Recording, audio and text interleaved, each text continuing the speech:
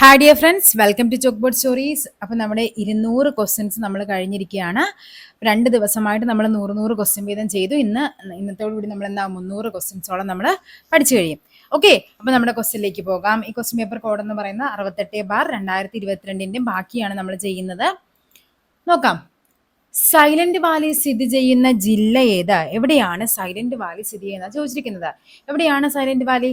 അത് പാലക്കാട് ജില്ലയിലെ എവിടെയാണ്? മണ്ണാർക്കാട് താലൂക്കിലാണ് എന്ത് സ്ഥിതി ചെയ്യുന്നത്? സൈലന്റ് വാലി സ്ഥിതി ചെയ്യുന്നത്.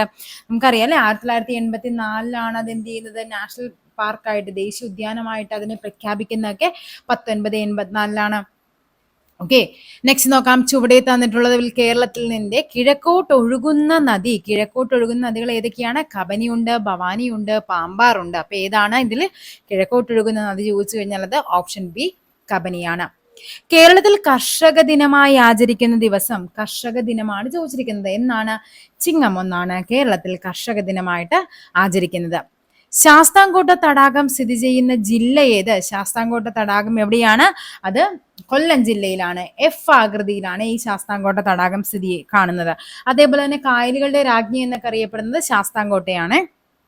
ശുദ്ധജല തടാകമാണ്. ഏറ്റവും വലിയ ശുദ്ധജല തടാകം ചോദിച്ചു കഴിഞ്ഞാലും അത് ശാസ്താംകോട്ടയാണ്. ചുവടെ തന്നിട്ടുള്ളതിൽ രാജീവ് ഗാന്ധി ഖേൽരത്ന അവാർഡ് ലഭിച്ച മലയാളി കായിക താരം ആരാണ്? രാജീവ് ഗാന്ധി ഖേൽരത്ന അവാർഡ് ലഭിച്ചത് KM ബീനാമോൾക്കാണ്. ചേറ്റുവ മത്സ്യബന്ധന തുറമുഖം സ്ഥിതി ചെയ്യുന്ന ജില്ല. ചേറ്റുവ എവിടെയാണ്? തൃശൂർ ജില്ലയിലാണ്. കേരളത്തിലെ ആദ്യത്തെ ജലവൈദ്യുത പദ്ധതിയാണ് ഏത്? പള്ളിവാസൽ. ഏറ്റവും ആദ്യത്തെ ചോദിച്ചു കഴിഞ്ഞാൽ പള്ളിവാസൽ. ഏറ്റവും വലുത് ചോദിച്ചു കഴിഞ്ഞാൽ അത് ഏതാണ്? ഇടുക്കിയാണ്. പള്ളിവാസൽ എന്നായിരുന്നു? 1940 പള്ളിവാസൽ. രണ്ടാമത്തെ ചോദിച്ചു കഴിഞ്ഞാൽ അത് പള്ളിവാസൽ എവിടെയാണ്? പള്ളിവാസൽ ഏത് നദിയിലാണ്? അത് മുതിരപ്പുഴയിലാണ്. മുതിരപ്പുഴ. രണ്ടാമത്തെ പദ്ധതി ചോദിച്ചു കഴിഞ്ഞാൽ അത് ചെങ്കുളമാണ്. ചെങ്കുളം ഏത് വർഷമായിരുന്നു? 1954. ആ സമയം എന്തോ ആയിരുന്നു ചെങ്കുളം വരുന്നത്. അപ്പൊ പഠിച്ചു വെക്കുക. കറക്റ്റ് ഡേറ്റ് ഞാൻ ഓർക്കുന്നില്ല. അപ്പൊ നമുക്ക് പഠിക്കേണ്ട എന്താണ്? ആദ്യത്തെ ജലവൈദ്യുത പദ്ധതി പള്ളിവാസലും, രണ്ടാമത്തേത് ചെങ്കുളമാണ്. പള്ളിവാസൽ ഏത് നദിയിലാണ്? മുതിരപ്പുഴയിലാണ്. നെക്സ്റ്റ്, കേരളത്തിൽ നിലവിൽ എത്ര അന്താരാഷ്ട്ര വിമാനത്താവളങ്ങളാണ് ഉള്ളത്? എത്ര എണ്ണമുണ്ട്? 4 എണ്ണമുണ്ട്. അതിന്റെ എന്തൊക്കെയാണ് അതിന്റെ പേര്? ഒന്നാമത്തെ നമുക്ക് അറ്റം മുതൽ നോക്കിക്കഴിഞ്ഞാൽ ഒന്നാമത്തെ തിരുവനന്തപുരം വരും. പിന്നെ ഏതാണ്? പിന്നെ ഇങ്ങോട്ടേക്ക് വരുമ്പോഴേക്കും കണ്ണൂര്. ഓക്കെ, അത് കഴിയുമ്പോൾ ഏതാണ്? മൂന്നാമത്തതാണ് കരിപ്പൂർ.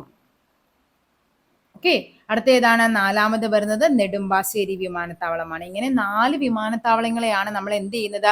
അന്താരാഷ്ട്ര വിമാനത്താവളം. ഈ കരിപ്പൂർ വിമാനത്താവളം കോഴിക്കോട് വിമാനത്താവളം എന്ന് അറിയപ്പെടുന്നത് അത് ഏത് ജില്ലയിലാണ്? മലപ്പുറം ജില്ലയിലാണ് ഈ പറയുന്ന വിമാനത്താവളം. ഇനി എന്നൊക്കെയാണ് ഇത് വന്നത്? ആദ്യം അന്താരാഷ്ട്ര പദവി നമ്മുടെ ഏതിനാണ്? തിരുവനന്തപുരത്തിനായിരുന്നു അല്ലെ? ഏത് വർഷമാണ്? 1991 ട്രിവാൻഡ്രത്തിന് അന്താരാഷ്ട്ര വിമാനത്താവളം എന്ന പദവി ലഭിച്ചത്. അടുത്ത ഏതാണ്? നമ്മുടെ നെടുമ്പാശ്ശേരിക്കാണ്. നെടുമ്പാശ്ശേരിക്ക് ഏത് വർഷമായിരുന്നു? 1999. ഇനി അത് കഴിഞ്ഞിട്ട് കരിപ്പൂറിനായിരുന്നു. കരിപ്പൂറിന് ഏത് വർഷമാണ്? 2006. അതേപോലെ അവസാനം വന്നത് ഏതാണ്? 2018 നമ്മുടെ കണ്ണൂർ വിമാനത്താവളമാണ് അന്താരാഷ്ട്ര വിമാനത്താവളമായിട്ട് മാറി. കേരള ആരോഗ്യ സർവകലാശാല സ്ഥിതി ചെയ്യുന്ന സ്ഥലം. കേരള ആരോഗ്യ സർവകലാശാല എവിടെയാണ്? അത് ഓപ്ഷൻ ഡി തൃശ്ശൂരാണ്. തൃശ്ശൂർ. എന്റെ കുമ്പളങ്ങി എന്ന പുസ്തകം എഴുതിയതാരാണ്? പ്രൊഫസർ KV തോമസ് ആണ്. Professor KV Thomas. കഴിഞ്ഞ ക്ലാസ് ഞാനത് MK സാനു എന്ന് പറഞ്ഞ അതിൽ കമന്റ് ആയിട്ട് പിൻ ചെയ്തിട്ടുണ്ട്. അതേപോലെ തന്നെ നിങ്ങൾ എപ്പോഴും ഒരു ക്ലാസ്, അതിപ്പോ ഈ ക്ലാസ് എന്നല്ല, ഏതൊരു ക്ലാസ് കാണുമ്പോഴേക്കും അതിന്റെ ഫസ്റ്റ് കമന്റ് എപ്പോഴും, അതായത് ആ ക്ലാസ് എടുക്കുന്ന ആരാണ് അവർ പിൻ ചെയ്തിരിക്കുന്ന ഒരു കമന്റ് എന്തെങ്കിലും തെറ്റുണ്ടെങ്കിൽ സ്വാഭാവികമായിട്ടും അവരത് പിൻ ചെയ്തിട്ടുണ്ടാകും. അതും കൂടി ഒന്ന് വായിച്ച് വേണം പോകാനായിട്ട്. എന്തെങ്കിലും തെറ്റുകൾ ഉണ്ടെങ്കിൽ എന്ത് ചെയ്യുക? അത് എപ്പോഴും കമന്റിൽ അവർ പിൻ ചെയ്തിട്ടുണ്ടാകും. അതും കൂടി ഒന്ന് വായിച്ച് നോക്കിയിട്ട് വേണം ക്ലാസ് കേൾക്കാനായിട്ട്. ക്വിറ്റ് ഇന്ത്യ സമരവുമായി ബന്ധപ്പെട്ട കേരളത്തിൽ നടന്ന സംഭവം. ക്വിറ്റ് ഇന്ത്യ സമരവുമായി ബന്ധപ്പെട്ടതാണ് ഏത്? കീഴരിയൂർ ബോംബ് കേസ് എന്ന് പറയുന്നത്. Keezhariyur bomb case. തിരുവിതാംകൂർ കൊച്ചി സംയോജനം നടന്ന വർഷം ഏത് വർഷമായിരുന്നു? 1949 ജൂലൈ 1 തിരുക്കൊച്ചി സംയോജനം നടക്കുന്നത്. ജൂലൈ 1. അതിന്റെ ഈ തിരുക്കൊച്ചിയിലെ ആദ്യ മന്ത്രി ചോദിക്കാറുണ്ട്. ആരായിരുന്നു ആദ്യ മുഖ്യമന്ത്രി എന്ന് പറയുന്നത്? അത് പറവൂർ TK നാരായണ പിള്ളയായിരുന്നു. പറവൂർ TK നാരായണ പിള്ളയായിരുന്നു തിരുക്കൊച്ചിയുടെ ആദ്യ മുഖ്യമന്ത്രി എന്ന് പറയുന്നത്. ഇനി അവസാനത്തെ മുഖ്യമന്ത്രി ആരായിരുന്നു? അത് പനമ്പള്ളി ഗോവിന്ദ മേനോനാണ്. പനമ്പിള്ളി ഗോവിന്ദ മേനോനായിരുന്നു അവസാന മുഖ്യമന്ത്രി എന്ന് പറയുന്നത്. ഇന്ത്യൻ നാഷണൽ കോൺഗ്രസിന്റെ അധ്യക്ഷനായിരുന്ന ഒരേ ഒരു മലയാളി ആരായിരുന്നു? അത് ചേറ്റൂർ ശങ്കരനാണ്. സി ശങ്കരൻ നായർ. നമ്മൾ പറഞ്ഞു 1897 അമരാവതി കോൺഗ്രസ് സമ്മേളനത്തിലാണ് ചേറ്റൂർ ശങ്കരൻ നായർ എന്താവുന്നത്? അധ്യക്ഷത വഹിക്കുന്നത്. ഇതിന്റെ ഡീറ്റെയിൽ ആയിട്ട് നമ്മൾ തൊട്ട് മുന്നത്തെ ഡേ 2-ലാണെന്ന് തോന്നുന്നു നമ്മളത് ഡീറ്റെയിൽ ആയിട്ട് പറഞ്ഞിട്ടുണ്ട്.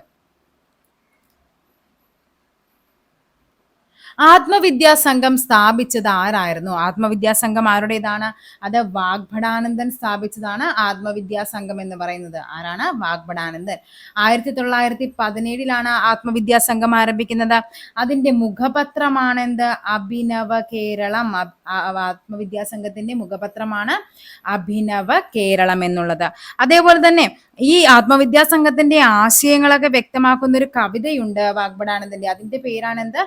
സ്വതന്ത്ര ചിന്താമണി. സ്വതന്ത്ര ചിന്താമണി എന്ന് പറയുന്നത് ഈ പറയുന്ന ആത്മവിദ്യാസംഘം എന്ന സംഘടനയെ പറ്റിയുള്ള അദ്ദേഹത്തിന്റെ ആശയങ്ങളും എന്താണ് ഒക്കെ വ്യക്തമാക്കുന്ന ഒരു കവിതയാണ്. അതേപോലെ ആത്മവിദ്യാസംഘത്തിന്റെ മാനിഫെസ്റ്റോ ആണ് എന്ത്?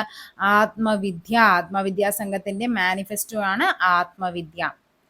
വിദ്യ കൊണ്ട് പ്രബുദ്ധരാകുക, സംഘടന കൊണ്ട് ശക്തരാവുക എന്ന് ഉത്ബോധിപ്പിച്ചത് ആരാണ്? വിദ്യ കൊണ്ട് പ്രബുദ്ധരാകുക, സംഘടന കൊണ്ട് ശക്തരാകുക എന്ന് പറഞ്ഞത് ഓപ്ഷൻ എ ശ്രീനാരായണ ഗുരുവാണ്. അതേപോലെ തന്നെ എന്തുണ്ട്? മനുഷ്യത്വമാണ് മനുഷ്യന്റെ ജാതി എന്നും, ഇനി ക്ഷേത്ര നിർമ്മാണമല്ല വിദ്യാലയ നിർമ്മാണമാണ് വേണ്ടതെന്നൊക്കെ പറഞ്ഞതും എന്താണ്? ഒരു ജാതി ഒരു മതം ഒരു ദൈവം മനുഷ്യന്. പിന്നെ എന്തൊക്കെയായിരുന്നു? മദ്യം വിഷമാണ്, അത് ഉണ്ടാക്കരുത് വാങ്ങരുത് കുടിക്കരുത് എന്നൊക്കെ പറഞ്ഞതും ഈ പറയുന്നത് നമ്മുടെ ശ്രീനാരായണ ഗുരുദേവനാണ്. ഈ മനുഷ്യത്വമാണ് മനുഷ്യജാതി അത് റിപ്പീറ്റഡ് ആയിട്ട് ചോദിക്കുന്നതാണ്. അതേപോലെ തന്നെ ഇനി ക്ഷേത്ര നിർമ്മാണമല്ല വിദ്യാലയ നിർമ്മാണമാണ് വേണ്ടത്, അതും ചോദിച്ചിട്ടുള്ള ക്വസ്റ്റ്യൻ ആണ്. ചുവടെ തന്നിട്ടുള്ളവയിൽ ചട്ടമ്പി സ്വാമികൾ രചിച്ച ഗ്രന്ഥം ഏത്? ചട്ടമ്പി സ്വാമികളുടേതാണ് ചോദിച്ചിരിക്കുന്നത്. ഏതാണ്? പ്രാചീന മലയാളം. പ്രാചീന മലയാളമാണ് ചട്ടമ്പി സ്വാമികൾ രചിച്ച ഗ്രന്ഥം. ആധുനിക കാലത്തെ മഹാ അത്ഭുതമെന്ന് മഹാത്മാഗാന്ധി വിശേഷിപ്പിച്ചതാണ് എന്ത്? ക്ഷേത്ര പ്രവേശന വിളംബരം. അതായത് 1936 നവംബർ 12 ക്ഷേത്ര പ്രവേശന വിളംബരം പുറപ്പെടുവിക്കുന്നത്. ആരായിരുന്നു അത്? ചിത്തിര തിരുനാൾ അല്ലെ? ശ്രീ ചിത്തിര തിരുനാൾ മഹാരാജാവാണ് എന്ത് ചെയ്യുന്നത്? ക്ഷേത്രപ്രവേശന വിളംബരം പുറപ്പെടുവിക്കുന്നത്. ചോദിക്കാറുണ്ട് ഈ ക്ഷേത്രപ്രവേശന വിളംബരം എഴുതി തയ്യാറാക്കിയത് ആരാണ്? എഴുതി തയ്യാറാക്കിയത് ഉള്ളൂരാണ്. Ulloor S Parameswarayyar. Next question നോക്കാം എന്താണ് പറഞ്ഞിരിക്കുന്നതെന്ന്. പ്രത്യക്ഷ രക്ഷാ ദൈവസഭ സ്ഥാപിച്ചത് ആര്? ആരാണ് പ്രത്യക്ഷ രക്ഷാ ദൈവസഭ? അത് കുമാര ഗുരുദേവന്റേതാണ് പ്രത്യക്ഷ രക്ഷാ ദൈവസഭ എന്ന് പറയുന്നത്. PRDS എന്ന് പറയും. ഏതാണ്? 1909 ഇത് സ്ഥാപിക്കുന്നത്. ഓക്കെ, നെക്സ്റ്റ് നോക്കാം എന്താണെന്ന്. BT ഭട്ടതിരിപ്പാട് രചിച്ച അടുക്കളയിൽ നിന്ന് അരങ്ങത്തേക്ക് എന്ന കൃതി ഏത് സാഹിത്യ വിഭാഗത്തിൽ പെടുന്നു? നമുക്കറിയാം BT ഭട്ടതിരിപ്പാടിന്റെ ഒരു നാടകമായിരുന്നു എന്ത്? അടുക്കളയിൽ നിന്ന് അരങ്ങത്തേക്ക് എന്നുള്ളത്. ചുവടെ തന്നിട്ടുള്ള സി കേശവനുമായി ബന്ധപ്പെട്ടത്. സി കേശവനുമായി ബന്ധപ്പെട്ടതാണ് എന്ത്? കോഴഞ്ചേരി പ്രസംഗം. കോഴഞ്ചേരി പ്രസംഗമാണ് സി കേശവനുമായി ബന്ധപ്പെട്ടത്. അദ്ദേഹത്തിന്റെ ആത്മകഥയുടെ പേരാണ് എന്ത്? ജീവിത സമരം. ജീവിത സമരം ആരുടെ ആത്മകഥയാണ്? ചോദിക്കാറുണ്ട്. സി കേശവൻ. അതേപോലെ തന്നെ എന്താണ്? ഈ കീഴരിയൂർ ബോംബ് കേസുമായി ബന്ധപ്പെട്ട വ്യക്തിയാണ് ആര്? KB മേനോൻ. അത് പഠിക്കണേ, അത് ചോദിച്ചിട്ടുള്ളതാണ് KB മേനോൻ. ഇനി കോഴഞ്ചേരി പ്രസംഗം സി കേശവനാണെങ്കിൽ മുതുകുളം പ്രസംഗം ആരുടേതാണ്? മുതുകുളം പ്രസംഗം അതാരുടേതാണ്? അത് മന്നത്ത് പത്മനാഭന്റേതാണ് മുതുകുളം പ്രസംഗം. മനുഷ്യരീരത്തിലെ വാരിയല്ലുകളുടെ എണ്ണം എത്രയാണ്? ഓപ്ഷൻ എ 24 മനുഷ്യരീരത്തിലെ വാരിയല്ലുകളുടെ എണ്ണം എന്ന് പറയുന്നത്. മനുഷ്യ ശരീരത്തിൽ യൂറിയ നിർമ്മിക്കപ്പെടുന്ന അവയവം ഏത്? യൂറിയ നിർമ്മിക്കുന്നത് എവിടെയാണ്? അത് കരളിലാണ്. കാൽസ്യത്തിന്റെ അപര്യാപ്തത ശരീരത്തിന്റെ ഏതെല്ലാം പ്രവർത്തനങ്ങളെയാണ് ബാധിക്കുന്നത്? എല്ലിന്റെയും പല്ലിന്റെയും ആരോഗ്യമുണ്ട്, രക്തം കട്ടപിടിക്കുന്നതിന് ബുദ്ധിമുട്ടുണ്ടാകുന്നുണ്ട്, പേശി പ്രവർത്തനം. അതായത് മേൽപ്പറഞ്ഞവയെല്ലാം എന്ത് ചെയ്യുന്നുണ്ട്? ഈ കാൽസ്യത്തിന്റെ അപര്യാപ്തത നമ്മളെ ബാധിക്കുന്നുണ്ട്. മനുഷ്യരക്തത്തിലെ ഹീമോഗ്ലോബിനുമായി യോജിക്കാത്ത പ്രസ്താവന. രക്തത്തിലെ ഓക്സിജൻ, കാർബൺ ഡൈ ഓക്സൈഡ് ഇവ സംവഹിക്കാൻ സഹായിക്കുന്നത് ഹീമോഗ്ലോബിൻ ആണ്. ഓക്കെ, ഇത് ശരിയാണ്. അങ്ങനെ കാർബോക്സി ഹീമോഗ്ലോബിൻ എന്നൊക്കെ പറഞ്ഞ് നമ്മൾ പഠിക്കുന്നുണ്ട്. പ്ലാസ്മയിൽ കാണപ്പെടുന്നു. മാംസ്യവും ഇരുമ്പും അടങ്ങിയിരിക്കുന്നു. ചുവന്ന രക്താണുവിൽ കാണപ്പെടുന്നു. ഇതൊക്കെ ശരിയാണ്. അപ്പൊ തെറ്റായ പ്രസ്താവന എന്ന് പറയുന്നത് പ്ലാസ്മയിൽ കാണപ്പെടുന്നു. നമുക്കറിയാം ഈ പറയുന്ന നമ്മുടെ ബ്ലഡിനെ രണ്ടായിട്ട് തിരിച്ചിട്ടുണ്ട്. നമ്മുടെ ആ ഒരു 7ാം ക്ലാസ്സിലെയും 9ാം ക്ലാസ്സിലെയും ആ ഒരു ചാപ്റ്റേഴ്സിന്റെ നമ്മൾ ക്ലാസ് ചെയ്തിട്ടുണ്ട്.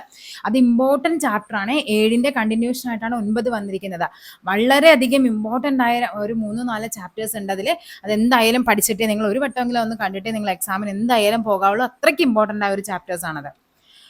താഴെ പറയുന്നവയിൽ ശരിയായ പ്രസ്താവന ഏത്? വൈറ്റ് കെയിൻ ടോക്കിംഗ് വാച്ച് ഇവ ഉപയോഗിക്കുന്ന അന്തരാണ്. ഓക്കെ, ഇത് ശരിയാണെന്ന് നമുക്കറിയാം ടോക്കിംഗ് വാച്ച് ഒക്കെ എപ്പോഴും ആർക്കായിരിക്കും ഹെൽപ്പ് ചെയ്യുന്നത്? അന്തർക്കായിരിക്കും. വൈറ്റ് കെയിൻ ടോക്കിംഗ് വാച്ച് ഉപയോഗിക്കുന്ന മുടന്തരാണ്. മുടന്തർക്ക് എന്തിന്റെ ആവശ്യമില്ല? ടോക്കിംഗ് വാച്ചിന്റെ ഒന്നും ആവശ്യമില്ല. അപ്പൊ ആൻസർ ഒന്ന് എന്തായാലും ശരിയാണെന്ന് നമുക്കറിയാം. നേരെ നോക്കുക, ഇവിടെ എന്താണ് ഒന്നുള്ളത് മാത്രം നമുക്ക് നോക്കാം. ശരിയായ പ്രസ്താവന ഒന്ന് ശരിയാണ്. അപ്പൊ ഇതല്ല ഒന്നുള്ളത് രണ്ടെണ്ണം ഉണ്ടല്ലേ. ഇനി എന്താണ് നെക്സ്റ്റ്? ഈ പറയുന്ന ഇത് രണ്ടും കൂടി എന്തായാലും വരില്ല ആൻസർ.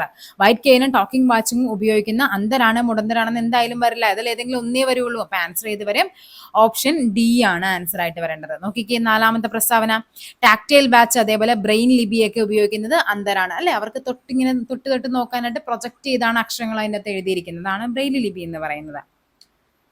താഴെ തന്നിരിക്കുന്നവയിൽ വെണ്ടയുടെ ഇനമേത്? വെണ്ട എന്ന് പറയുന്ന ഏതാണ്? അനാമികയാണ് വെണ്ട. അന്തരീക്ഷത്തിലേക്ക് എത്തുന്ന കാർബൺ മോണോക്സൈഡിന്റെ പ്രധാന ഉറവിടം എന്ന് പറയുന്നത് ഏറ്റവും കൂടുതൽ വരുന്നത് നമ്മുടെ വാഹനങ്ങളിൽ നിന്നുള്ള പുകയാണ്. താഴെ തന്നിരിക്കുന്നവയിൽ ഏത് സ്ഥലത്തെ കണ്ടൽ കാടുകളിലാണ് കടുവകൾ കാണപ്പെടുന്നത്? എവിടെയാണ്? നമ്മൾ സുന്ദർബൻ ഡെൽറ്റ. എവിടെയാണ്? പശ്ചിമ ബംഗാൾ. എവിടെയാണ്? റോയൽ ബംഗാൾ അല്ലെ, നമ്മൾ പഠിച്ചിട്ടുണ്ട്. റോയൽ ബംഗാൾ അല്ല, കടുവകൾ കാണപ്പെടുന്നത് എവിടെയാണ്? ഈ സുന്ദർബൻ ഡെൽറ്റയിലാണ്. വിഘാടകർ എന്ന വിഭാഗത്തിൽ പെടുന്നതിനെ കണ്ടെത്തുക. വിഘാടകർ എന്ന് പറയുമ്പോൾ നമുക്കറിയാം നമ്മുടെ ആ ഒരു ഫുഡ് ചെയിൻ വരുമ്പോഴേക്കും ഏറ്റവും അവസാനം വരുന്നതാണ് അല്ലെ വിഘാടകർ. അവർ ആരായിരിക്കും? ബാക്ടീരിയാസ് ആയിരിക്കും. ലോകത്തെ ഏറ്റവും അധികം ചണം ഉൽപ്പാദിപ്പിക്കുന്ന രാജ്യമാണേത്? നമ്മുടെ ഇന്ത്യയാണ് ലോകത്തെ ഏറ്റവും അധികം ചണം ഉൽപ്പാദിപ്പിക്കുന്നത്. ഓക്കെ, നെക്സ്റ്റ് ക്വസ്റ്റ്യൻ നോക്കിക്കേ, എന്താ പറഞ്ഞിരിക്കുന്നത്? ഒരേ ആറ്റോമിക നമ്പറും വ്യത്യസ്ത മാസ് നമ്പറുമുള്ള ഒരേ മൂലകത്തിന്റെ വ്യത്യസ്ത ആറ്റങ്ങളെ പറയുന്നതാണ് എന്ത്? ഐസോടോപ്പ്. അപ്പൊ ഐസോ ബാർ എന്താണ്? ഐസോ ബാർ എന്ന് പറയുമ്പോൾ നമുക്കറിയാം എന്താണ്? മാസ് ഒന്നും എന്താണ്? വ്യത്യസ്ത ആറ്റോമിക നമ്പറുമാണെങ്കിലാണ് അതിനെ ഐസോ ബാർ എന്ന് പറയുന്നത്. അപ്പൊ ഇവിടുത്തെ ആൻസർ ഏതാണ്? ഐസോടോപ്പ് ആണ്. ഐസോടോൺ എന്ന് പറഞ്ഞു കഴിഞ്ഞാൽ എന്താണ്? തുല്യ എണ്ണം ന്യൂട്രോണുകളുടെ എണ്ണം തുല്യമാണെങ്കിലാണ് ഐസോടോൺ എന്ന് പറയുന്നത്. ഐസോമെർ എന്താണ്? എന്ന് പറഞ്ഞാൽ ഒരേ തന്മാത്രാ സൂത്രവാക്യമായിരിക്കും, പക്ഷെ അതിന്റെ ഘടനയിൽ എന്തായിരിക്കും? വ്യത്യാസം ഉണ്ടാകും. നമ്മൾ ഒരു 10th നമ്മുടെ കെമിസ്ട്രി, ഓർഗാനിക് കെമിസ്ട്രി എന്നൊക്കെ പറഞ്ഞ് നമ്മൾ പഠിക്കുന്നുണ്ട്. ആ ചാപ്റ്ററിലാണ് ഐസോമേഴ്സ് ഒക്കെ നമ്മൾ പഠിക്കുന്നത്. ആധുനിക പീരിയോഡിക് നിയമം ആവിഷ്കരിച്ച ശാസ്ത്രജ്ഞനാണ് ആര്? മോസ്ലി ആണ് ആധുനിക പീരിയോഡിക് നിയമം. അതേപോലെ മെൻഡലിയഫ് എന്താണ്? നമുക്കറിയാം ആവർത്തന പട്ടികയുടെ പിതാവ് എന്നൊക്കെ അറിയപ്പെടുന്ന മെൻഡലിയഫ് ആണ്. ഈ മെൻഡലിയഫ് ആവർത്തന പട്ടികയെ വർഗീകരിച്ച് എന്തായിരുന്നു? മാസിന്റെ അടിസ്ഥാനത്തിലായിരുന്നു. പക്ഷെ മോസ്ലി ആണെങ്കിലോ ആറ്റോമിക് നമ്പറിന്റെ അടിസ്ഥാനത്തിലുമാണ്. ഭൂവൽക്കത്തിൽ ഏറ്റവും കൂടുതലായി കാണപ്പെടുന്ന മൂലകമാണ്? ഭൂവൽക്കത്തിലാണ് ചോദിച്ചിരിക്കുന്നത്. ഏറ്റവും കൂടുതൽ കാണപ്പെടുന്ന മൂലകം ഏതാണ്? ഓക്സിജൻ ആണ്. അന്തരീക്ഷത്തിലാണെങ്കിൽ എന്ത് വന്നേനെ? നൈട്രജൻ വന്നേനെ. താഴെ കൊടുത്തിരിക്കുന്നവരിൽ അയണിന്റെ അയിരാണ് ഏത്? ഹേമറ്റേറ്റ്. ബോക്സൈറ്റ് എന്തിൻ്റെതാണ്? അലൂമിനിയത്തിൻ്റെതാണ്. കലാമിൻ എന്തിൻ്റെതാണ്? സിങ്കിൻ്റെതാണ്. കുപ്രൈറ്റ് എന്തിൻ്റെതാണ്? കോപ്പറിൻ്റെതാണ്.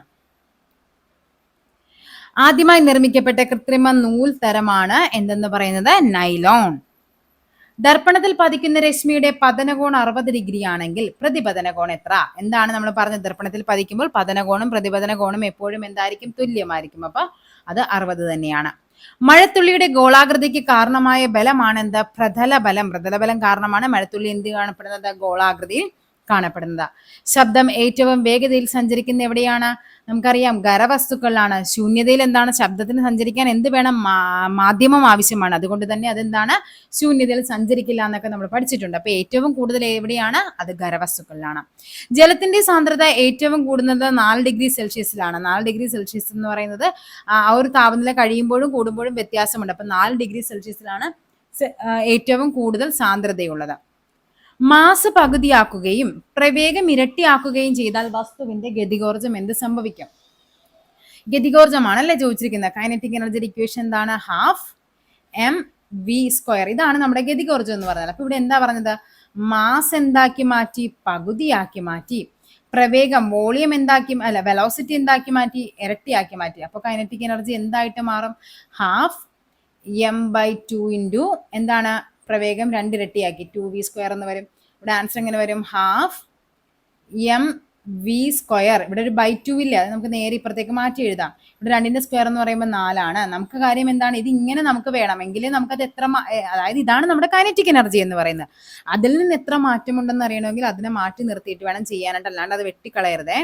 ½ mv², 4/2 എന്ന് പറയുമ്പോൾ നമുക്കറിയാം എത്രയാണ്, 2 അപ്പോൾ എന്താണ് ½ mv² കൈനറ്റിക് എനർജി ഇൻറ്റു 2 എന്ന് വരും. അതായത് കൈനറ്റിക് എനർജി എന്തായിട്ട് മാറി, 2 മടങ്ങായിട്ട് മാറി, ഇരട്ടിയായിട്ട് മാറി. ഓക്കെ, എപ്പോഴും ഇങ്ങനത്തെ ഒരു ക്വസ്റ്റ്യൻ ഉണ്ടാവാറുണ്ട്. അതെന്ത് ചെയ്യണം, ജസ്റ്റ് ആ ഇക്വേഷനിലേക്ക് സബ്സ്റ്റിറ്റ്യൂട്ട് ചെയ്ത് നമുക്ക് കണ്ടുപിടിക്കാനായിട്ട് പറ്റും. ഓക്കെ, ഇത് നെക്സ്റ്റ് ക്വസ്റ്റ്യൻ പേപ്പർ ആണ്. 71/22 ഇനി ഈ ക്വസ്റ്റ്യൻ പേപ്പറിൽ ഒരു 60ഓളം ക്വസ്റ്റ്യൻ ഉണ്ട്. കഴിഞ്ഞ ക്വസ്റ്റ്യൻ പേപ്പറിൽ 40 ക്വസ്റ്റ്യൻസ് ആണ് നമ്മൾ എടുത്തിരുന്നത്. 2019 WHO ചീഫ് സയന്റിസ്റ്റായി നിയമിതയായ ഇന്ത്യൻ വനിതയാണ് ആര്, സൗമ്യ സ്വാമിനാഥൻ. MS സ്വാമിനാഥന്റെ മകളാണ് സൗമ്യ സ്വാമിനാഥൻ. ഡോക്ടർ കസ്തൂരി രംഗൻ സമിതി കേന്ദ്രത്തിന് സമർപ്പിച്ച പുതിയ വിദ്യാഭ്യാസ നയത്തിന്റെ ഘടന എപ്രകാരമാണ്, 5+3+3+4 ആണ്. റിസർവ് ബാങ്ക് പുറത്തിറക്കിയ 500 രൂപ നോട്ടിൽ കാണപ്പെടുന്നത്, 500 രൂപ നോട്ടിൽ എന്താണ്, ചെങ്കോട്ടയാണ്, ചെങ്കോട്ട. എങ്കിൽ 2000-ന്റെ എന്തായിരുന്നു, 2000 മംഗൾയാൻ ആണ്. 2000 രൂപയിൽ 500 രൂപ പറഞ്ഞു ചെങ്കോട്ടയാണെന്ന്. 200 രൂപയാണെങ്കിലോ അത് സാഞ്ചി സ്തൂപമാണ്, സാഞ്ചി സ്തൂപം. അതേപോലെ 100 രൂപയിൽ എന്താണ്, റാണി കി വാവ്, റാണി കി വാവാണ് 100 രൂപയില്. പിന്നെ ഉള്ളത് എന്താണ്, 50 രൂപയിൽ എന്താണ്, ഹംപിയാണ് 50 രൂപയില്. പിന്നെ ഉള്ളത് 20 അല്ലേ, 20 എന്താണ്, എല്ലോറ ഗുഹാക്ഷേത്രമാണ്. പിന്നെ ഉള്ളത് 10 10 രൂപയിൽ എന്താണ്, കൊണാർക്ക് സൂര്യക്ഷേത്രമാണ്, കൊണാർക്ക് സൂര്യക്ഷേത്രം ഇതാണ് ഉള്ളത്. 2024 ഒളിമ്പിക്സ് വേദി ഏതായിരുന്നു, 2024 പാരീസ് ഒളിമ്പിക്സ് ആണ്. അപ്പൊ പഠിച്ചു വെക്കുക. 2028 ഒളിമ്പിക്സ് വേദി ഏതാണ്, ലോസ് ഏഞ്ചൽസ് ആണ് 2028 ഒളിമ്പിക്സ് വേദി എന്ന് പറയുന്നത്. മസ്തിഷ്ക മരണം സംഭവിച്ചവരുടെ അവയവദാനം ചെയ്യുന്നതിനുള്ള പദ്ധതിയാണ് എന്ത്, മൃതസഞ്ജീവിനി. യുനെസ്കോയുടെ നേതൃത്വത്തിൽ അന്തർദേശീയ മാതൃഭാഷാ ദിനമാണ് എന്ന്, ഫെബ്രുവരി 21 അന്തർദേശീയ മാതൃഭാഷാ ദിനം. ഭരണത്തിലും ഉദ്യോഗ തലത്തിലും രാഷ്ട്രീയ തലത്തിലുമുള്ള അഴിമതി തടയുന്നതിനായി സംസ്ഥാന തലത്തിൽ രൂപം നൽകിയിട്ടുള്ളതാണ് എന്ത്, ലോകായുക്ത. നിലവിൽ സംസ്ഥാനത്തെ ലോകായുക്ത ആരാണ്, അനിൽകുമാർ. സിറിയക് ജോസഫ് ആയിരുന്നു. അദ്ദേഹം എന്താണ് നമ്മുടെ 2024 ഓഗസ്റ്റിൽ മാറിയിട്ടുണ്ട്. ആരാണ് ഇപ്പോൾ നിലവില്, അനിൽകുമാറാണ്. ഇമ്പോർട്ടന്റ് ആണ്, പഠിച്ചു വെക്കുക. 2019 ലോകകപ്പ് ക്രിക്കറ്റ് ജേതാക്കളാണ് ആര്, ഇംഗ്ലണ്ട്. 2023 നടന്നിട്ടുണ്ട് അല്ലെ, 4 വർഷം കൂടുമ്പോഴല്ലേ. 2023 ആരായിരുന്നു, ഓസ്ട്രേലിയ ആയിരുന്നു ജേതാക്കള്. ശരിയായ പ്രസ്താവനകൾ തിരഞ്ഞെടുക്കുക. ഉത്തര അറ്റ്ലാന്റിക് സഖ്യ സംഘടന NATO, national Atlantic treaty organisation. North Atlantic treaty organisation ആണ്, നോർത്ത് അറ്റ്ലാന്റിക് ട്രീറ്റി ഓർഗനൈസേഷൻ. രൂപം കൊണ്ടത് 1949 ഏപ്രിൽ 4 ശരിയാണ്. ബ്രസൽസ് ആണ് നാറ്റോയുടെ ആസ്ഥാനം, ഇതും ശരിയാണ്. അംഗരാജ്യങ്ങൾക്ക് നേരെയുള്ള സൈനിക നീക്കങ്ങൾ ഒറ്റക്കെട്ടായി പ്രതിരോധിക്കുക എന്നാണ് ലക്ഷ്യം, ഇതും ശരിയാണ്. സോ ഓപ്ഷൻ ഡി 1, 2, 3 നമുക്കിവിടെ ശരിയായ പ്രസ്താവനകളാണ്. ഓക്കെ, നമുക്കറിയാം നാറ്റോയിൽ എത്ര അംഗങ്ങളാണ് നിലവിലുള്ളത്, 32 അംഗങ്ങളാണ്. 32ാമത്തെ അംഗം ഏതെന്ന് ചോദിച്ചു കഴിഞ്ഞാൽ അത് ഏതാണ്, അത് സ്വീഡൻ ആണ്. 32ാമത്, 31ാമത് ഫിൻലൻഡ് ആയിരുന്നു. 31 അംഗങ്ങളായിരുന്നു ഉണ്ടായിരുന്ന, 32 പുതിയ ഇതാണ്. അതേപോലെ തന്നെ നമ്മുടെ നാറ്റോയുടെ സെക്രട്ടറി ജനറൽ ആരാണ്, അതും കഴിഞ്ഞ പരീക്ഷയ്ക്ക് ചോദിച്ചിട്ടുണ്ട്. ആരാണ്, മാർക്ക് റുട്ടെ ആണ് നിലവിൽ സെക്രട്ടറി ജനറൽ. അദ്ദേഹം 2024 ഒക്ടോബർ 1 സ്ഥാനം ഏറ്റിരിക്കുന്നത്. അപ്പം മാർക്ക് റുട്ടെ പഠിക്കണം, ഇമ്പോർട്ടന്റ് ആണ്. 2022 രാജ്യത്ത് എല്ലാവർക്കും വീട് എന്ന ലക്ഷ്യം നേടുന്നതിനായി 2015 ജൂൺ 25 പ്രധാനമന്ത്രി നരേന്ദ്രമോദി പ്രഖ്യാപിച്ച പദ്ധതിയാണ് എന്ത്, പ്രധാനമന്ത്രി ആവാസ് യോജന. ഹിമാലയ പർവ്വതത്തിന്റെ ഏറ്റവും തെക്ക് ഭാഗം ഏത് പേരിൽ അറിയപ്പെടുന്നു, ഏറ്റവും തെക്ക് നമ്മൾ നേരത്തെ പറഞ്ഞു എങ്ങനെയാണ്, ഹിമാദ്രി ഉണ്ട്, ഇവിടെ ഹിമാചൽ ഉണ്ട്, ഇവിടെ സിവാലിക് ഉണ്ട്, ഇങ്ങനെയാണ് വരുന്നത്. ഇതാണ് ഹിമാദ്രി. എന്താണ് ഹിമാദ്രി എന്ന് പറയുന്നത്, ഔട്ടർ ഹിമാലയ അഥവാ ഗ്രേറ്റർ ഹിമാലയ എന്ന് പറയും. സോറി, ഔട്ടർ അല്ല, ഇന്നർ ഹിമാലയ അഥവാ inner Himalaya or greater Himalaya. ഇതാണ് എന്ത്, ഹിമാചൽ. ഇതാണ് എന്ത്, ലെസ്സർ ഹിമാലയ എന്നറിയപ്പെടുന്നത്. ലാസ്റ്റ് വരുന്നതാണ് എന്ത്, സിവാലിക് ആണ് എന്ത്, ഔട്ടർ ഹിമാലയ. അപ്പൊ നമ്മളോട് ചോദിച്ചിരിക്കുന്നത് തെക്കേ അറ്റത്താ ചോദിച്ചിരിക്കുന്നത്. അപ്പൊ നമുക്കറിയാം ഇതാണ് നോർത്ത്, ഇതാണ് സൗത്ത്. അപ്പൊ തെക്ക് ഭാഗത്തുള്ളത് ഏതായിരിക്കും, സിവാലിക്സ് ആയിരിക്കും. ഓക്കെ, ഇന്ത്യയിൽ ആദ്യമായി തിരമാലകളിൽ നിന്ന് ഊർജ്ജം ഉൽപ്പാദിപ്പിക്കുന്ന പ്ലാന്റ് സ്ഥാപിക്കപ്പെട്ടത് എവിടെയാണ്, നമ്മുടെ വിഴിഞ്ഞത്താണ്. ഏറ്റവും നീളം കൂടിയ അന്താരാഷ്ട്ര അതിർത്തി പങ്കുവയ്ക്കുന്ന ഇന്ത്യൻ സംസ്ഥാനം, ഏറ്റവും നീളം കൂടിയ അന്താരാഷ്ട്ര അതിർത്തി പങ്കുവയ്ക്കുന്നത് നമ്മുടെ പശ്ചിമ ബംഗാളാണ്. ഇന്ത്യയുടെ കേന്ദ്രഭാഗമായ നഗരം, കേന്ദ്രഭാഗം അതായത് കറക്റ്റ് നടുക്ക്, അതായത് ഇന്ത്യയുടെ മാപ്പിൽ ഏകദേശം കറക്റ്റ് സെൻട്രൽ പോയിന്റിൽ വരുന്നതാണ് എന്താ, നാഗ്പൂർ എന്ന് പറയുന്നത്. പശ്ചിമഘട്ടത്തിലെ ബ്രഹ്മഗിരി കുന്നുകളിൽ നിന്ന് ഉത്ഭവിക്കുന്ന നദിയാണേത്, കാവേരി. താഴെ പറയുന്നവയിൽ ശരിയായ പ്രസ്താവനകളേവ? പുതിയ എക്കൽ നിക്ഷേപങ്ങളെ ഖാദർ എന്നറിയപ്പെടുന്നു. കറുത്ത മണ്ണിനെ റിഗർ എന്ന് പറയുന്നു. നമ്മൾ പറഞ്ഞിട്ടുണ്ട്, പുതിയ മണ്ണാണെങ്കിൽ അതിനെ ഖാദർ എന്നും, പഴയ എക്കൽ മണ്ണിനെ പറയുന്ന പേരാണെന്ത്, ബങ്കർ എന്നും പറയുന്നു. കറുത്ത മണ്ണിനെ പറയുന്ന പേരാണ് റിഗർ, അല്ലെ? പരുത്തി കൃഷിക്ക് അനുയോജ്യമാണ്. കറുത്ത മണ്ണിന് ഈർപ്പം വഹിക്കാനുള്ള കഴിവ് കുറവാണ്. തെറ്റായ പ്രസ്താവനയാണ്. എക്കൽ മണ്ണ് ഫലപുഷ്ടി കുറവാണ്. അത് ഒബ്വിയസ്ലി തെറ്റല്ലേ? കാര്യം നമുക്കറിയാം, ഉത്തരമഹാസമതലം എന്ന് പറയുന്നത് എന്താണ്, ഇന്ത്യയുടെ ധാതു കലവറ എന്നാണ് അറിയപ്പെടുന്നത്. ധാന്യ കലവറ എന്നാണ്. അപ്പൊ ധാതു കലവറ ഏതാ? ധാതു കലവറ ഉപദ്വീപീയ പീഠഭൂമിയാണ്. അതേപോലെ ധാന്യ കലവറയാണ് എന്ത്, നമ്മുടെ ഉത്തരമഹാസമതലം. തിരിഞ്ഞു പോകരുത്. അപ്പൊ ഇവിടെ ഏതാണ് ശരി? 1ഉം 2ഉമാണ് ഇവിടെ ശരിയായിട്ട് വരുന്നത്. ഇന്ത്യയിലെ ആദ്യത്തെ പോസ്റ്റ് ഓഫീസ് എവിടെയാണ്? അത് മുംബൈയിലാണ് ഇന്ത്യയിലെ ആദ്യത്തെ പോസ്റ്റ് ഓഫീസ് സ്ഥിതി ചെയ്യുന്നത്. 3 തലസ്ഥാനങ്ങളുള്ള ഇന്ത്യയിലെ ആദ്യത്തെ സംസ്ഥാനമാണ് ഏത്? ആന്ധ്രാപ്രദേശ് എന്ന് പറയുന്നത്. ഏതാണ്? ആന്ധ്രാപ്രദേശ്. ഏതൊക്കെയാണ് ആന്ധ്രാപ്രദേശിന്റെ തലസ്ഥാനങ്ങൾ എന്ന് പറയുന്നത്? 1 കുർണൂൽ. കുർണൂൽ എവിടെയാണ് എന്ന് പറയുന്നത്? ജുഡീഷ്യൽ ക്യാപിറ്റൽ ആണ് കുർണൂൽ എന്ന് പറയുന്നത്. നെക്സ്റ്റ് വരുന്നത് അമരാവതി. അമരാവതി എന്ന് പറയുന്നത് എന്ത് ക്യാപിറ്റലാണ്? ലെജിസ്ലേറ്റീവ് ക്യാപിറ്റൽ ആണ്. നെക്സ്റ്റ് വരുന്നത് ഏതാണ്? വിശാഖപട്ടണം. വിശാഖപട്ടണം എന്താണ്? അത് എക്സിക്യൂട്ടീവ് ക്യാപിറ്റൽ. ഇന്ത്യയിലെ ഏറ്റവും വലിയ ജലസേചന കനാൽ ഏതാണ്? ഇന്ദിരാഗാന്ധി കനാലാണ്.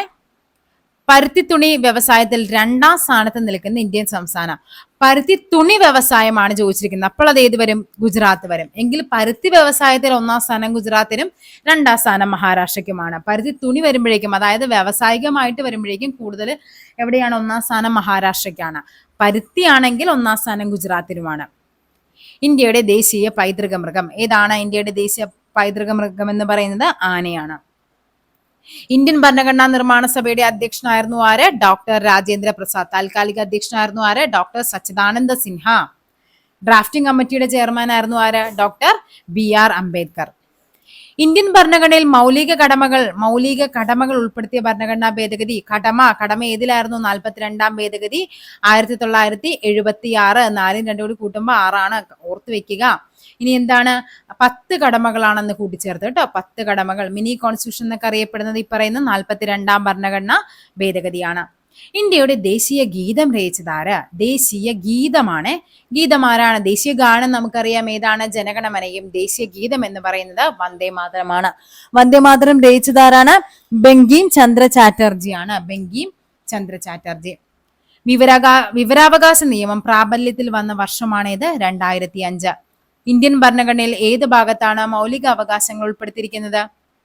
മൗലിക അവകാശങ്ങളാണ്. ഭാഗം 3ലാണ്. ഭാഗം 3 നമ്മൾ എങ്ങനെയൊക്കെയാ പഠിച്ചിരിക്കുന്ന? ഭാഗം 3. പിന്നെ മൗലിക അവകാശങ്ങൾ കടം കൊണ്ടത് എവിടെ നിന്നാണ്? USA നിന്നാണ് കടം കൊണ്ടത്. അതേപോലെ ആർട്ടിക്കിൾ 12 മുതൽ എത്ര വരെയാണ്? 35 വരെയാണ് മൗലിക അവകാശങ്ങൾ ഉള്ളത്. ഇന്ത്യയുടെ ദേശീയ പതാകയിൽ കാണപ്പെടുന്ന അശോക ചക്രത്തിൽ എത്ര ആരക്കാലുകളുണ്ട്? എത്ര ആരക്കാലുകളാണുള്ളത്? 24. ദേശീയ മനുഷ്യാവകാശ കമ്മീഷന്റെ അധ്യക്ഷൻ ആരാണ്? ദേശീയ മനുഷ്യാവകാശ കമ്മീഷന്റെ നിലവിലെ അധ്യക്ഷൻ? അത് വിജയഭാരതി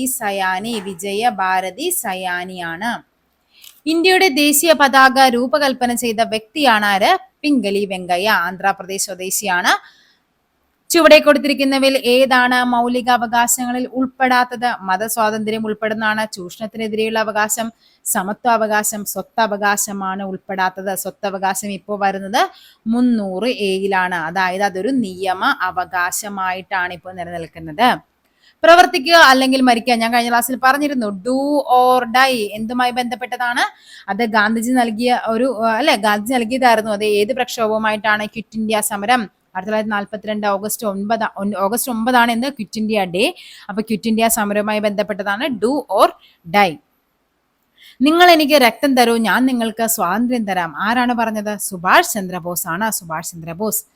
ഗാന്ധിജി ദണ്ഡി കടപ്പുറത്ത് വെച്ച് ഉപ്പ് കുറുക്കി നിയമലംഘനം പ്രക്ഷോഭനം ആരംഭിച്ചതെന്നാണ്? 1936 ഏപ്രിൽ 6 നിയമലംഘന പ്രക്ഷോഭം ആരംഭിക്കുന്നത്. അതിർത്തി ഗാന്ധി എന്നറിയപ്പെടുന്ന ആര്? ഖാൻ അബ്ദുൾ ഗാഫർ ഖാൻ. ക്വിറ്റ് ഇന്ത്യ സമര നായികയാണ് ആര്? അരുണ ആസിഫ് അലി. നാഗന്മാരുടെ റാണി എന്ന് ജവഹർലാൽ നെഹ്റു വിശേഷിപ്പിച്ചത് ആരെയാണ്? റാണി ഗൈഡിലിയു. റാണി ഗൈഡിലിയുവിനെയാണ് നാഗന്മാരുടെ റാണി എന്ന് നമ്മുടെ ജവഹർലാൽ നെഹ്റു വിശേഷിപ്പിച്ചത്. താഴെ കൊടുത്തിരിക്കുന്ന വ്യക്തികളിൽ 3 വട്ടമേശ സമ്മേളനങ്ങളിലും പങ്കെടുത്ത ആരാണ്? Doctor BR Ambedkar. ബ്രിട്ടീഷ് സർക്കാരിന്റെ ഏത് നിയമത്തിനെതിരെയായിരുന്നു ജനങ്ങൾ ജാലിയൻ വാലാബാഗിൽ പ്രതിഷേധത്തിന് ഒത്തുചേർന്നത്? റൗലറ്റ് നിയമം. എന്തായിരുന്നു? അറസ്റ്റ് വാറണ്ട് ഒന്നും ഇല്ലാതെ ആരെയും അറസ്റ്റ് ചെയ്യാനുള്ള ഒരു അധികാരമായിരുന്നു അത്. ഓക്കെ. വിധിയുമായ ഒരു കൂടിക്കാഴ്ച ആരുടെ അവിസ്മരണീയമായ പ്രസംഗമായിരുന്നു? വിധിയുമായ ഒരു കൂടിക്കാഴ്ച ആരുടേതാണ്? ജവഹർലാൽ നെഹ്റു. ജാലിയൻ വാലാബാഗ് കൂട്ടക്കൊലയ്ക്ക് നേതൃത്വം നൽകി കൊടുത്ത മൈക്കിളോ ഡയറിനെ വധിച്ച് വധശിക്ഷ ഏറ്റുവാങ്ങിയ സ്വാതന്ത്ര്യ സമര പോരാളി ആരാണ്? ഉദ്ധം സിംഗ് ആണ്. ഉദ്ധം സിംഗ് ശരിക്കും ഈ ജാലിയൻ വാലാബാഗ് കൂട്ടക്കൊല നടക്കുമ്പോൾ വളരെ ചെറിയൊരു കുട്ടിയായിരുന്നു. അത് ഒത്തിരി വർഷങ്ങൾക്ക് ശേഷം എന്ത് ചെയ്യുന്നുണ്ട്? ഇംഗ്ലണ്ടിൽ പോയിട്ടാണ് എന്ത് ചെയ്യുന്നത്? ഈ പറയുന്ന മൈക്കിളോ ഡയറിനെ വധിക്കുന്നത്. യക്ഷഗാനം എന്ന കലാരൂപം ഏറ്റവും കൂടുതൽ പ്രചാരത്തിലുള്ള കേരളത്തിലെ ജില്ലയാണ് ഇത്? കാസർഗോഡ്. സൈലന്റ് വാലി ദേശീയോദ്യാനം സ്ഥിതി ചെയ്യുന്ന ജില്ല അതെവിടെയാണ്? പാലക്കാട് മണ്ണാർക്കാട് താലൂക്ക്. അതൊക്കെ നമ്മൾ പഠിക്കുന്നതാണ്. കേരളത്തിലെ ഏറ്റവും വലിയ കായൽ ചോദിച്ചു കഴിഞ്ഞാൽ വേമ്പനാട്ട് കായലും ഏറ്റവും വലിയ ശുദ്ധജല തടാകം ചോദിച്ചു കഴിഞ്ഞാൽ അതേതാണ്? ശാസ്താംകോട്ടയുമാണ്. താഴെ കൊടുത്തവയിൽ നിന്നും എന്താണ് കിഴക്കോട്ടൊഴുകുന്ന കേരളത്തിലെ നദി? കബനി, ഭവാനി, പാമ്പാർ. അപ്പൊ ഇവിടെ ഏതാണ്? പാമ്പാറാണ്.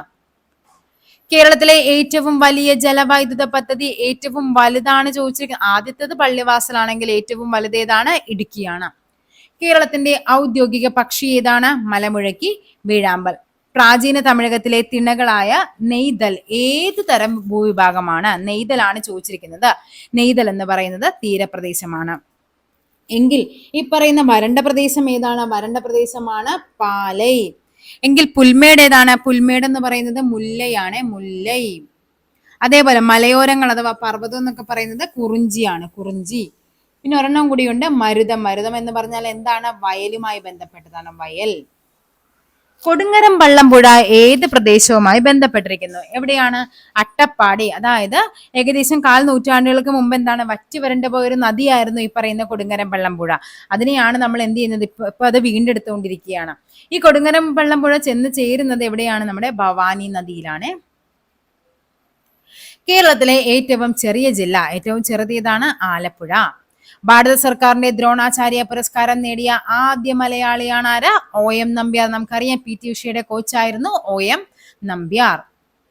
ആത്മോപദേശ ശതകത്തിന്റെ കർത്താവ് ആര്? ആത്മോപദേശ ശതകം ആരാണ്? ശ്രീനാരായണ ഗുരുവാണ്. കന്യാകുമാരിയിലെ ശാസ്താംകോയിലിൽ ജനിച്ച കേരളത്തിന്റെ സാമൂഹ്യ പരിഷ്കർത്താവാണ് ആര്? വൈകുണ്ഠസ്വാമി. ആത്മവിദ്യാസംഘം ആരാണ്? വാഗ്ഭടാനന്ദനാണ്. സ്വദേശാഭിമാനി പത്രത്തിന്റെ സ്ഥാപകനാണ് ചോദിച്ചിരിക്കുന്നത്. സ്വദേശാഭിമാനി എന്ന് കാണുമ്പോൾ തന്നെ നമ്മൾ സ്വദേശാഭിമാനി രാമകൃഷ്ണ പിള്ള എന്ന് പോകരുത്. സ്ഥാപകൻ ചോദിക്കുമ്പോൾ അതാരാണ്? വക്കം അബ്ദുൽ ഖാദർ മൗലവിയാണ്. 1905 അദ്ദേഹം എന്ത് ചെയ്യുന്നത്? ഈ പത്രം ആരംഭിക്കുന്നത്. അദ്ദേഹത്തിന്റെ ആദ്യ എഡിറ്റർ, അതായത് ഈ സ്വദേശാഭിമാനി പത്രത്തിന്റെ ആദ്യ എഡിറ്റർ ചോദിക്കാറുണ്ട്. അതാരാണ്? അത് CP ഗോവിന്ദപിള്ളയാണ്. നമ്മുടെ രാമകൃഷ്ണൻ അല്ല, TP ഗോവിന്ദപിള്ള. ആദ്യ എഡിറ്റർ ചോദിച്ചു കഴിഞ്ഞാൽ ആദ്യ എഡിറ്റർ ചോദിച്ചു കഴിഞ്ഞാൽ അത് CP ഗോവിന്ദപിള്ള. ഇദ്ദേഹം മാറിക്കഴിയുമ്പോഴാണ് രണ്ടാമതാണ് ആര് വരുന്നത്? സ്വദേശാഭിമാനി രാമകൃഷ്ണപിള്ള വരുന്നത്. 1910 എന്ത് ചെയ്യുന്നത്? ഈ പത്രം എന്ത് ചെയ്യുന്നത്? കണ്ടുകെട്ടുന്നത്. പ്രത്യക്ഷ രക്ഷാ ദൈവസഭ ഏതാണ്? നമ്മുടെ പൊയ്കയിൽ കുമാരഗുരുദേവനാണ് പ്രത്യക്ഷ രക്ഷ PRDS. ഒരേ ക്വസ്റ്റ്യൻ തന്നെ റിപ്പീറ്റ് ചെയ്താണ് ചോദിച്ചുകൊണ്ടിരിക്കുന്നത്. വൈക്കം സത്യാഗ്രഹവുമായി ബന്ധപ്പെട്ട സവർണ ജാഥയ്ക്ക് നേതൃത്വം നൽകിയതാരാണ്? മന്നത്ത് പത്മനാഭനാണ്. ഗാന്ധിജിയുടെ നിർദ്ദേശപ്രകാരമാണ് അദ്ദേഹം വൈക്കത്ത് നിന്ന് തിരുവനന്തപുരത്തേക്ക് സവർണ ജാഥ നയിക്കുന്നത്. നാഗർകോവിൽ നിന്ന് തിരുവനന്തപുരത്തേക്ക് ആരായിരുന്നു? Doctor ME Naidu. Indian national ആർമിയിൽ ചേർന്ന് പോരാടിയതിന് ബ്രിട്ടീഷ് സർക്കാർ തൂക്കിലേറ്റിയ മലയാളി ആരെയാണ് തൂക്കിലേറ്റിയത്? വക്കം അബ്ദുൽ ഖാദറിനെയാണ്. വക്കം അബ്ദുൽ ഖാദർ. വില്ലുവണ്ടിയിൽ സഞ്ചരിച്ച് ചരിത്രം സൃഷ്ടിച്ച കേരളത്തിന്റെ സാമൂഹ്യ പരിഷ്കർത്താവാണ് ആര്? അയ്യങ്കാളി. എന്നാണ് വില്ലുവണ്ടി സമരം നടന്നത്? 1893. അയ്യങ്കാളി ജനിച്ചത് എവിടെയാണ്? അത് വെങ്ങാനൂരാണ് അദ്ദേഹം ജനിച്ചത്. അയ്യങ്കാളിയുടെ ജനനം എന്ന് പറയുന്നത് വെങ്ങാനൂരാണ്. അടുക്കളയിൽ നിന്ന് അരങ്ങത്തേക്ക് എന്ന നാടകം കുറച്ചു മുമ്പ് ചോദിച്ചു എന്തായിരുന്നു? അടുക്കളയിൽ നിന്ന് അരങ്ങത്തേക്ക് എന്ന VT ഭട്ടതിരിപ്പാടിന്റെ ഏത് തരത്തിലുള്ള കൃതിയായിരുന്നു എന്ന്. അപ്പൊ നാടകമാണ്. അതേതാണ്? VT ഭട്ടതിരിപ്പാടിൻ്റെതാണ്. വേദാധികാര നിരൂപണം ആരുടേതാണ്? ചട്ടമ്പി സ്വാമികളുടേതാണ് വേദാധികാര നിരൂപണം എന്ന് പറയുന്നത്. ഓക്കെ, അപ്പൊ നമ്മൾ ഏകദേശം 300 ക്വസ്റ്റ്യൻസോളം ആയിട്ടുണ്ട്. അടുത്തൊരു വീഡിയോയുമായി അടുത്ത ക്ലാസ്സിൽ കാണാം. താങ്ക്